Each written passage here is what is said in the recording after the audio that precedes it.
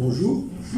Alors, dans le cadre du déficit constaté d'espaces verts dans les établissements scolaires et principalement en zone urbaine, mais pas que, et donc de déficit d'espaces verts dans les établissements et dans le voisinage des établissements scolaires. Bon, alors, voilà l'histoire des bus, transport scolaire. Nous avons remarqué que chaque établissement dispose d'une flotte de transport scolaire pour le transport scolaire. Et ça fait des frais supplémentaires et ça pollue beaucoup plus l'environnement. Donc la proposition, c'est de mutualiser les transports scolaires avec comme partenaire possible la mairie ou bien d'autres partenaires. On constate beaucoup de déchets plastiques, déchets pas seulement à l'école, en dehors de l'école, au Liban et tout. Donc on s'est dit pourquoi ne pas responsabiliser nos élèves. Ça commence premièrement par une bonne communication, une communication claire pour les élèves, pour leur dire que voilà, pour leur expliquer l'état des lieux. Deuxièmement, sensibiliser les élèves et surtout les parents. Imposer dans les classes de la maternelle et du primaire la gourde et la boîte à linge. Comme ça, on réduit tout ce qui est plastique et tout. Au début, on a commencé par parler de la réduction des déchets, puis on s'est dit qu'on pouvait commencer par une action qui lancerait cette réduction des déchets.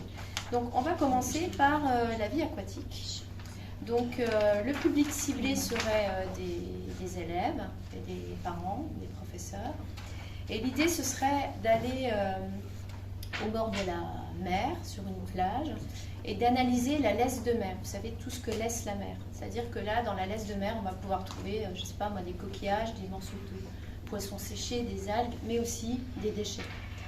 Donc ça peut déclencher, alors on n'est pas là justement, on avait un petit débat sur il faudrait nettoyer la plage. Moi je suis contre personnellement, parce qu'on va nettoyer un jour et ensuite la mer va ramener des déchets et les enfants ne vont pas avoir le sentiment d'agir de manière durable.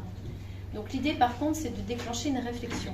Donc, Ville et communauté durable, on collecte les anciens vêtements des parents et du voisinage de l'école du quartier, c'est-à-dire ceux qui sont déjà en bonne forme, on les distribue pour des familles qui en ont besoin, et les autres, on les confectionne en sacs pour les utiliser durant les courses pour minimiser l'utilisation des sacs en plastique. Dans les actions, favoriser les activités sportives, les activités culturelles, les activités sociales, à travers des projets. Et tout ça mène au développement des qualités de vie, des compétences en fait, de vie. Maintenant, concernant la temporalité de l'action, elle ne peut pas être limitée dans le temps parce que ça va de la maternelle jusqu'à la terminale. Alors nous, on s'est rendu compte en fait qu'on manquait d'espace vert au Liban et qu'on manquait en fait aussi d'entretien pour ceux qui étaient déjà existants. Donc on s'est dit pourquoi ne pas partir sur un arboretum. Donc la création d'un arboretum à l'extérieur d'un établissement par exemple, où chaque enfant pourrait planter son propre arbre et le nommer, l'entretenir aussi avec le temps. Et donc ça permettrait aussi d'avoir une qualité de vie terrestre plus intéressante et d'emmener vraiment les enfants vers cette biodiversité qui est très importante aussi. Les constats, c'était que dans les représentations des élèves et des familles, il y a beaucoup de choses qui sont des choses qui sont réservées aux filles, des choses qui sont réservées aux garçons dans la vie au quotidien, des sports, des couleurs, etc. L'idée, c'était de proposer une action qui mette en réflexion toute la communauté éducative, les parents, les enseignants, les élèves aussi, pour juste prendre conscience de l'importance de l'acte éducatif dans la construction de ces représentations. Des jeux qui sont offerts aux enfants quand ils sont petits, des activités qui sont proposées au sein de la famille, c'est plutôt la petite fille qui va donner un coup de main à la maman quand elle cuisine, des choses comme ça, des petites choses. Donc quelle action? Donc c'est le public concerné, c'est les parents, les enseignants, les élèves, et puis faire soit des cafés des parents, des groupes d'échange, ça peut être aussi des conférences, en tout cas de le prendre comme une vraie problématique partagée et de faire par exemple un cycle sur une année, hein, de faire un focus là-dessus. Et puis après ou parallèlement faire des formations pour les enseignants sur ce qu'ils mettent en place de manière inconsciente pour la gestion de leur classe et qui a trait à cette problématique.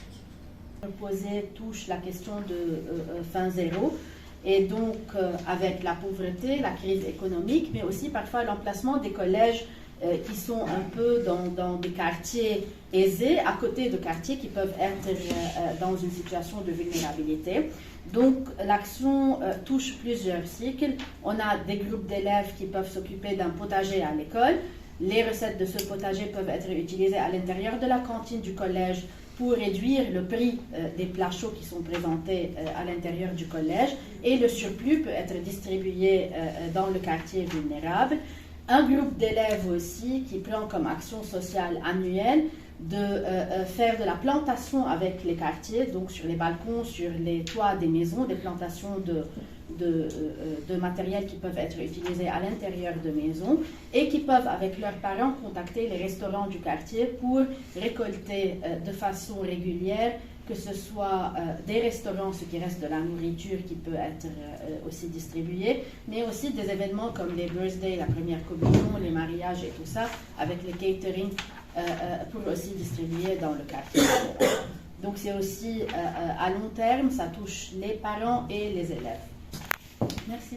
L'objectif des partenariats, et on s'est d'abord interrogé sur les possibilités de partenariat assez larges.